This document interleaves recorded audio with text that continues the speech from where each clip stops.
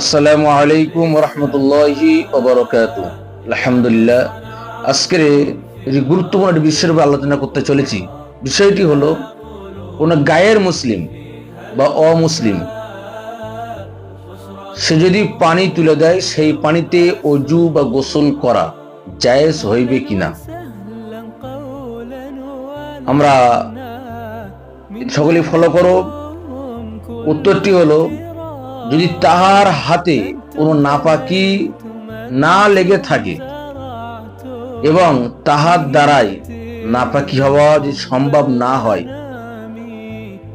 যে ব্যক্তির দ্বারাই নাপাকি হবে না, তাহলে সেই পানিতে অজু গোসল করা জায়েজ হইবে। আমরা এটি মজমা ফতোয়া আমিনে প্রথম ভাগে আমরা পেয়েছি। আল্লাহ আমাদের সকলকে আমল করার তৌফিক দিন, আমিন।